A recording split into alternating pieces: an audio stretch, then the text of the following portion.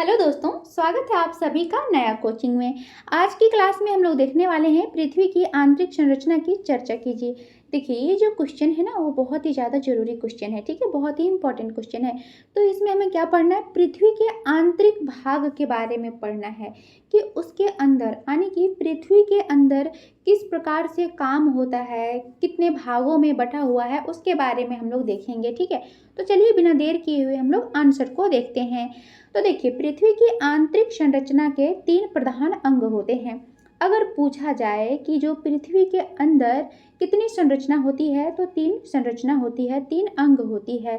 पहला अंग होता है भूपर्पटी, जिसे क्रस्ट भी कहा जाता है, और दूसरा अंग होता है मेंटल, और तीसरा अंग होता है क्रोड, जिसे कोर भी कहा जाता है इंग्लिश में। ठीक है, तो इसे हम लोग अच्छे तरीके से एक्सप्लेनेशन के साथ समझेंगे। ठीक है, तो सबसे पहले हम लोगों ने यहाँ तक समझ लिया कि पृथ्वी के अंदर 3 अंग होती है। पहला हो गया ऊपरी सतह भूपर्पटी, जिसे हम लोग क्रस्ट भी कहते हैं। दूसरा हो गया मध्य स्तर, जिसे हम लोग मेंटल कहते हैं, और आंतरिक स्तर धात्विक क्रोड, जिसे हम लोग क्रोड या फिर कोर कहते हैं। तो ये 3 अंग हैं। ठीक है, तो पृथ्वी का जो कुल आयतन है वो 0.5 भाग भूपर्पटी का है। देखिए, भूपर्पटी का कितना भाग है यानी कि क्रस्ट का कितना भाग है, तो 0.5 भाग क्रस्ट का है, जबकि 83 भाग जो है वो मेंटल का है। ठीक है, सबसे ज़्यादा भाग जो है वो मेंटल का है, और जो शेष बच जाता है 16 वो कोर का है। ठीक है, देखिए 100 में से 83 भाग हो जाता है मेंटल का, 16 भाग हो जाता है क्रोड का, और 0.5 भाग होता है भूपर्पटी का। ठीक है, तो ये हम लोगों ने देख लिया। अब हम लोग आगे देखते हैं। पहले हम लोग भूपर्पटी को समझेंगे, उसके बाद मेंटल और कोर को देखेंगे। ठीक है, तो भूपर्पटी, जिसे हम लोग क्रस्ट भी कहते हैं, तो यह पृथ्वी की सबसे ऊपरी परत होती है। देखिए, जो हमारा पृथ्वी है ना, तो सबसे उसके जो ऊपरी परत होता है उसे क्रस्ट बोला जाता है, और इसकी मोटाई जो होता है वो औसतन होता है 30 किलोमीटर की। ठीक है, और इसे 2 भागों में बांटा जा सकता है। पहला महाद्वीपीय भूपर्पटी और दूसरा महासागरीय भूपर्पटी। देखिए, भूपर्पटी को कितने भागों में बांटा गया है, तो 2 भागों में। पहला महाद्वीपीय भूपर्पटी और दूसरा महासागरीय भूपर्पटी। तो इसे थोड़ा हम लोग अच्छे से समझेंगे। तो पहला है महाद्वीपीय भूपर्पटी। यह मुख्य रूप से ग्रेनाइट जैसी हल्की चट्टानों से बनी होती है। देखिए, महाद्वीपीय भूपर्पटी किससे बनी रहती है? जो हल्का चट्टान होता है, ग्रेनाइट, यानी कि ग्रेनाइट जो, देखिए ग्रेनाइट जो रहता है ना, वो बहुत ही लाइट, बहुत ही हल्का इसका वजन रहता है। ठीक है, तो ग्रेनाइट जैसी हल्की चट्टानों से बनी रहती है महाद्वीपीय भूपर्पटी, और इसकी मोटाई होती है 30 से लेकर 50 किलोमीटर तक की। ठीक है, तो ये हल्की चट्टानों से बनती है, और महासागरीय भूपर्पटी इसका जस्ट उल्टा हो जाएगा।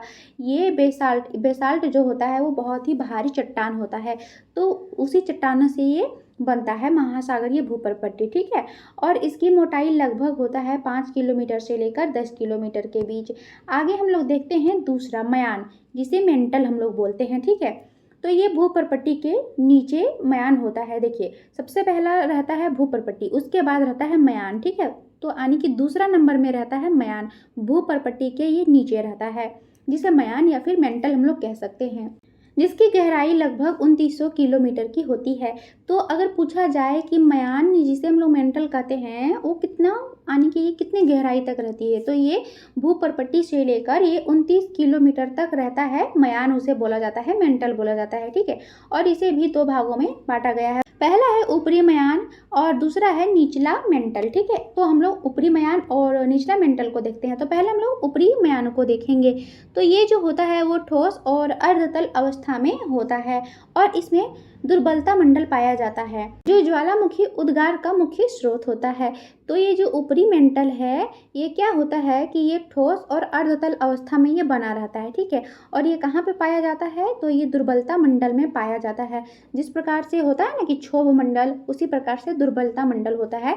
तो ये ऊपरी मयान जो है वो पाया जाता है। देखिए, क्षोभ मंडल जो है ये सब पृथ्वी के ऊपर पाया जाता है। ठीक है, यानी कि आकाश की ओर पाया जाता है, और ये जो दुर्बलता मंडल है वो पृथ्वी के नीचे मेंटल में पाया जाता है। ठीक है, जो ज्वालामुखी का जो उद्गार का मुख्य स्रोत होता है, और जो ज्वालामुखी निकलता है वो कहाँ से निकलता है? मेंटल के अंतर्गत ऊपरी मयान में निकलता है, दुर्बलता मंडल के पास से। ठीक है, दूसरा हम लोग देखते हैं निचला मयान। तो निचला मयान में क्या है कि यह ठोस अवस्था में होता है और इसमें उच्च तापमान और दबाव भी होता है। तो ये जो निचला मेंटल है तो ये एक बहुत ही ठोस आकार में होता है, ठीक है, ठोस अवस्था में होता है और इसमें जो है वो काफ़ी ज़्यादा तापमान और दबाव इसमें पड़ता है। तो हम लोगों ने 2 देख लिया, अब हम लोग तीसरा देखेंगे, क्रोड या फिर कोर हम लोग इसे कह सकते हैं। तो मयान के नीचे क्रोड या फिर कोर रहता है, ठीक है। सबसे पहले रहता है भूपर पट्टी, उसके बाद रहता है मेंटल, उसके बाद रहता है कोर, ठीक है। और इसे भी 2 भागों में बांटा गया है, पहला बाह्य क्रोड और दूसरा आंतरिक क्रोड। तो इसे अभी हम लोग अच्छे से समझेंगे, ठीक है। तो पहले हम लोग देखेंगे बाह्य क्रोड के बारे में। तो ये होता है तरल अवस्था में और ये मुख्य रूप से लोहे और निकेल से बना हुआ रहता है। बाह्य क्रोड किससे बना रहता है? तो ये बना रहता है लोहे और निकेल से बना रहता है, ये लोहे जैसे धातुओं से बना रहता है। और ये किस अवस्था में रहता है? ये तरल अवस्था में रहता है।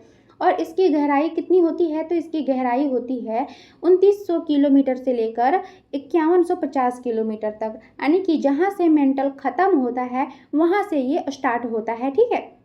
तो ये कितने गहराई में रहता है एक बार फिर से देख लीजिए, 2900 किलोमीटर से लेकर 5150 किलोमीटर तक की ये होती है। दूसरा हम लोग इसका देखते हैं आंतरिक क्रोड या फिर कोर के बारे में। तो ये जो होता है वो ठोस अवस्था में होता है और ये मुख्य रूप से लोहे और निकेल से ये भी बना रहता है। और इसकी गहराई कितनी रहती है? तो इसकी गहराई रहती है 5150 किलोमीटर से लेकर 6371 किलोमीटर तक, यानी कि बाह्य कोड जहाँ से ख़त्म होता है वहाँ से ये स्टार्ट होता है आंतरिक कोड, ठीक है। आगे हम लोग देख लेते हैं तापमान और दबाव के बारे में, ठीक है। तो देखिए, पृथ्वी की गहराई में जाने पर तापमान और दबाव दोनों बढ़ते जाता है और क्रोड के केंद्र में तापमान लगभग कितना हो जाता है? 5000 डिग्री सेल्सियस हो जाता है। देखिए, जैसे जैसे हम लोग पृथ्वी के अंदर जाएंगे ना, वैसे वैसे पृथ्वी का तापमान और प्रेशर दोनों बढ़ता ही जाएगा, ठीक है। और ये कितना तक बढ़ जाएगा? तो ये 5000 डिग्री सेल्सियस तक ये हो जाता है तापमान और दबाव, इसमें प्रेशर पड़ने लगता है। थोड़ा सा हम लोग ये एक अच्छा पॉइंट इसमें देख लेते हैं भूकंपीय तरंगे के बारे में। तो पृथ्वी की जो आंतरिक संरचना का अध्ययन होता है वो मुख्य रूप से भूकंपीय तरंगों के द्वारा किया जाता है। तो देखिए, पृथ्वी के आंतरिक, आंतरिक का मतलब क्या होता है? अंदर की ओर, ठीक है। तो पृथ्वी की अंदर की जो संरचना है उसका अध्ययन जो है वो मुख्य रूप से जो भूकंप आता है ना तो उसके तरंगों के द्वारा किया जाता है। और ये जो तरंगे हैं वो भूकंप के दौरान उत्पन्न होती है।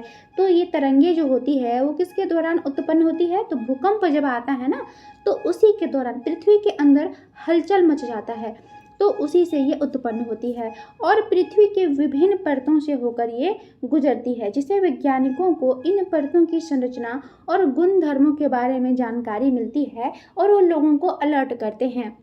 देखिए, जो भूकंप आती है ना, भूकंपीय जब तरंग होती है तो उसके द्वारा पता चलता है कि किस हिसाब से भूकंप आ रहा है, भूकंप का जो ये तापमान रहेगा, सॉरी, यानी कि ये भूकंप कितना तक जो आएगा वो सब पता चलता है, कहाँ कहाँ से होकर गुजरेगी, कौन कौन सी जगहों पे जाएगी, तो ये सब पता चलता है।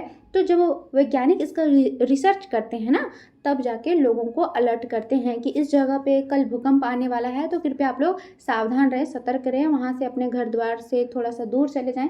इस प्रकार से अलर्ट करते हैं, ये तो आप लोग जानते ही होंगे। तो मैं आशा करती हूँ आप लोगों को ये समझ में आ गया होगा। अगर समझ में आया होगा तो वीडियो को कर देना लाइक एंड चैनल को कर देना सब्सक्राइब। और अगर आप लोग इसका PDF चाहते हो तो व्हाट्सएप एंड टेलीग्राम चैनल पर जाके ज्वाइन हो जाना, डिस्क्रिप्शन में इसका लिंक दिया हुआ है और वहाँ पे आप लोगों को PDF जो है इसका बिल्कुल फ्री में दिया जाएगा।